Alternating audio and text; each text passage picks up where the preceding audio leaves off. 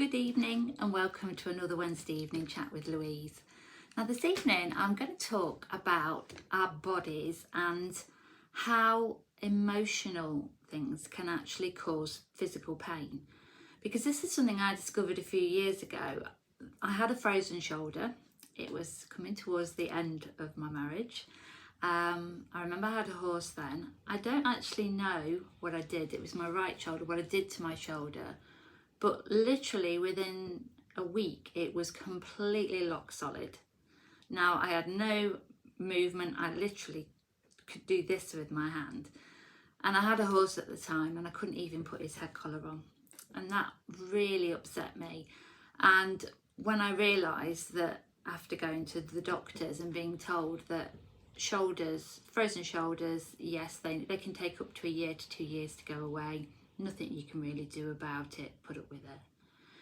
So the pain was pretty horrific. And actually it was a sad day because it meant I eventually had to end up selling my horse, making him sure he got a better home. And in a way it worked out great because he has an amazing home. And I still keep in touch with him through Facebook and see his photos, and yeah, he's still amazing and still naughty. But for me, that shoulder was my first sort of signal that perhaps it wasn't outside influences that had caused it, it was actually what was going on up here. And the journey took me down, I say, many visits to the doctors just to be turned away and told, take painkillers, get on with it. I've never taken painkillers. I'm one of those people, I don't like to take drugs of any sort, so I tend to just put up with it. And I also think if you mask pain and push through it, you can sometimes damage yourself more. So I tried the holistic approach and I went for acupuncture, and it was actually the acupuncturist that said to me, you do realise that until the problems in your life that are causing this go away, you're not going to get better. And I was a bit like, what? You know, everybody's got problems in their lives. So I had to go home and have a really good think about it. And funnily enough, when my divorce got through, when I was living on my own again, you don't realise because it's a gradual thing, but eventually I got full mobility back in my shoulder and the pain went. But like with everything, once things are better, you completely forget about them.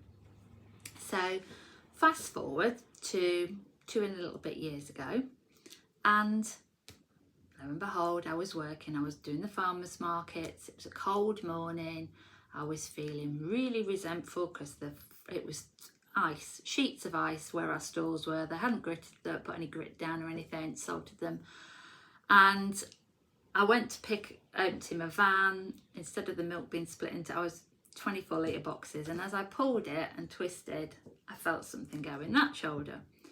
Anyway, I carried on. I worked through the day, did what I would normally do, looked after it, started to lock. Now I do realise that as a person, if I'm worried about something, I do tend to do this. And I will find myself during the day literally having my shoulders around my ear holes.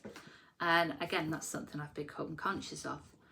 But eventually the pain in this shoulder became so bad and I had literally zero mobility. Wasn't able to sleep because it didn't matter which side I laid.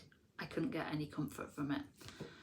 Knowing what had happened previously before, that's when I had to have a really good think about my life, how I was living it. I was living in the caravan, I was on my own. When you're there, you're a little bit on high alert. So yes, and I was cold again, makes you like this. So I had to look at things. So eventually, I sadly had to give the job up. It wasn't the job's fault. It was about how I felt about it, how I felt about it emotionally. And then I came to the yoga route and I've met lots of lovely people. And one of the things I started to do was read about how emotion is held in your body. Because I'm quite a practical person, but I do believe that there are explanations for things. And this is one of the first books I came across, the Louise Hay, You Can Heal Your Life. And she gives a lot of lists about body ailments and how they can affect you. I like that, but it didn't 100% resonate with me. I then went into this one here, I'll put the what these are in the description afterwards. I just want you to know I don't get any money from YouTube for any of my videos. I don't have enough subscribers or watch hours, and I don't have any affiliation with anybody, because it's just little old me chatting away to you on a Wednesday evening and doing whatever I do on a Sunday. So but if you do want to share and you do want to subscribe, oh, I would really appreciate it. Thank you so much. But anyway, that's fabulous. That's a real scientific look at it, real in depth. And I was literally, could only manage 3 or 4 pages a night because I had to let it sink in. And then this one came to me. Now this is by Lisa Bourbeau. I think that's how you say it, Bourbeau. And it's called Your Body's Telling You, Love Yourself. And this was the one that once I started looking at it, I was kind of like, oh, she's right. So I'm not going to take tell you what, I'm just going to read a little bit quickly about a few of the things that have affected me, because they're the most common things and probably might have affected you too. So the physical block of shoulders. It can vary from mild discomfort to intense, and often can be a metaphysical manifestation. It signifies a feeling of being emotionally burdened. You have the weight of the world on your shoulders. And that made me smile, because that's what we say, isn't it? You've got the weight of the world on your shoulders. All these old sayings come from something. And I was like, yes, you want to do too much for others, so prevent yourself from doing what you want because of that inner obligation to them. Yes, I didn't want to get up anymore at 3:30 on a Saturday morning and get freezing cold and wet. But was I being honest with myself? Probably not. In focusing on keeping others happy, you fail to reach out and grasp your own happiness. You have tremendous capacity for working hard.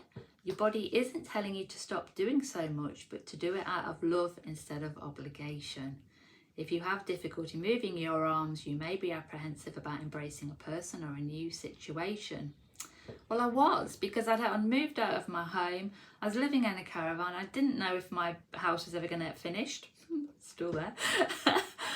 But again, I was feeling resentful. It wasn't the job's fault, it was me.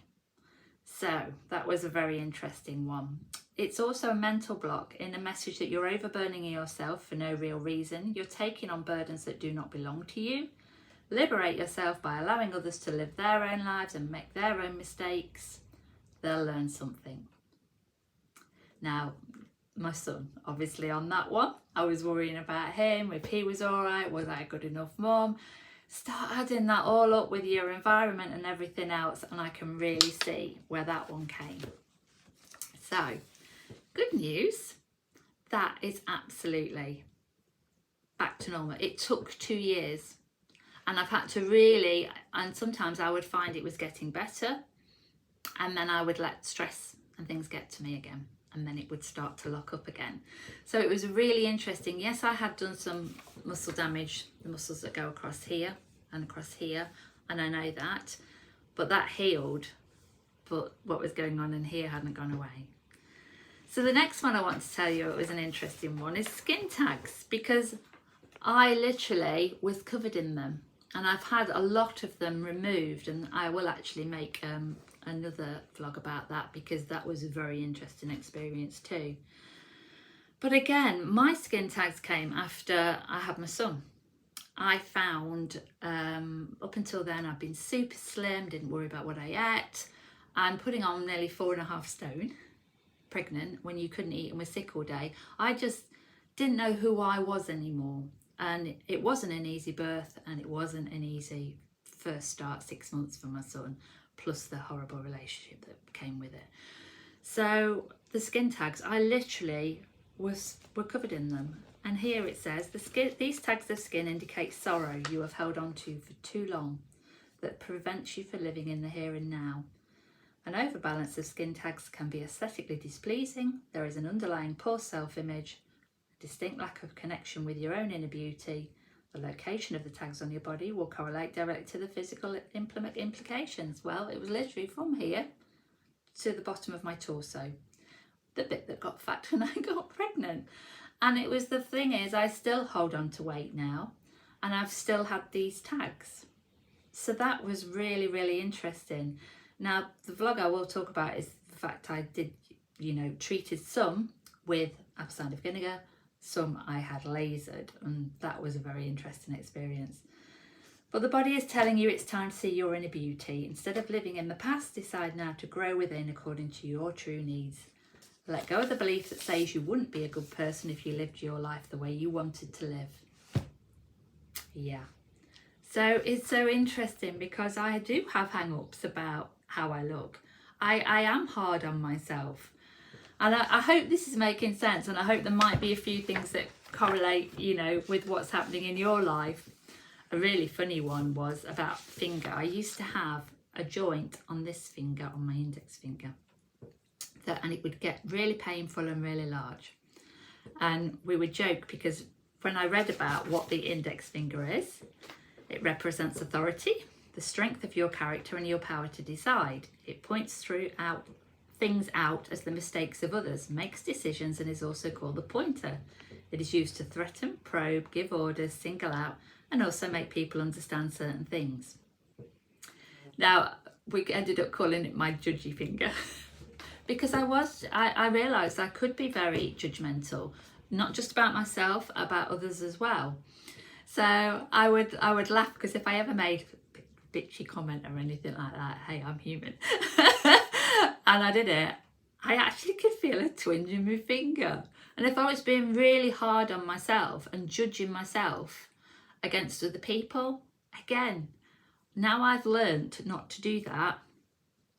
My fingers are the same and I have no pain anymore. So that I find really interesting. And then I'm not going to do the whole book, obviously, because they do literally everything. But I'm going to talk about back pain because I think that's one that affects a lot of people as well. It can depend on where it is in your back.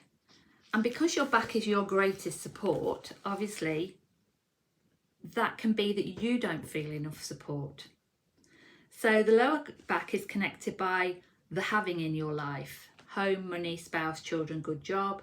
You believe you must have it all in order to feel supported, but you don't want to admit this to yourself or others. You want to do everything by yourself. You also tend to be very active because you think this is the best way to have things. Upper back pain is your way of showing and giving love to others. If someone does something for you, you feel loved and secure. However, your back pain might provide you the perfect excuse not to do everything for others, as you may fear that by doing too much, others won't help you anymore. You expect a lot from others, and when your expectations are not met, you may feel you have a lot on your back. You have difficulty asking for help or support from others. When you do finally decide to do so and don't receive the help, you feel stuck, and then your back hurts even more. Oh my gosh, that was so true. I very rarely ask for help, and when I do, and people don't always help you, so when you know who your true friends are, then that back pain worsens because you feel even more alone and more burdened. There's so much more to this. I would highly recommend it. If you want to look into how your body works on an emotional level, because let's face it, there will be physical things, and I'm not saying go to doctors just because that's not my thing. It might be for you. But knowing that since recognising these, accepting them, accepting I'm human, accepting I can't always get it out my head, like the shoulder kept coming back, the finger would swell up and go again. But because I'm so much more aware of it, I think it really, really helps. And I have mobility in both shoulders now. And I read something this morning. I always love to end on something like that. And it was, if it feels like everyone hates me, sleep. If it feels like you hate everyone, eat. You know that hangry feeling? And if you hate yourself, shower. Because again, water is connected to the emotions. Wash away that hate for yourself, and then sleep and eat, because it definitely helps. So I will pop those titles of those books in the description. I hope you might have found something from this tonight, and it's been lovely being here for you again. Bye.